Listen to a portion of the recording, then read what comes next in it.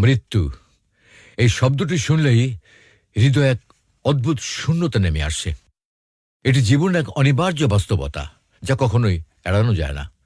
মানুষ কত স্বপ্ন দেখে, কত পরিকল্পনা করে, কিন্তু মৃত্যুর দরজায় এসে সব কিন্তু থেমে যায়। কারো চলে যাওয়া কেবল একটা জীবন শেষ করে না, বহু হৃদয় ভেঙে দিয়ে যায়। মৃত্যু ইসলামের দৃষ্টিতে একটা অনন্ত জীবনের সূচনা। এটি কোনো সমাপ্তি নয়, বরং দুনিয়া থেকে আখিরাতের পথে যাত্রা। কোরআন ও হাদিসের আলোকে মৃত্যুর যাত্রা সম্পর্কে বিস্তারিত বর্ণনা পাওয়া যায়, যা গভীর ভাবনায় নিমগ্ন করে। যখন মানুষের মৃত্যু ঘনিয়ে আসে, তখন ফেরেশতারা তার পাশে উপস্থিত হন। মুমিনের জন্য এই সময়টি শান্তিপূর্ণ। হাদিসে এসেছে, মৃত্যুর সময় মুমিন ব্যক্তির আত্মা দেহ থেকে এমন মসৃণভাবে বেরিয়ে আসে, যেমন পানির পাত্র থেকে ফোঁটা পড়ে। ফেরেশতারা তাকে সুগন্ধি কাপড়ে মুড়ে জান্নাতের দিকে নিয়ে যান। আরেকদিকে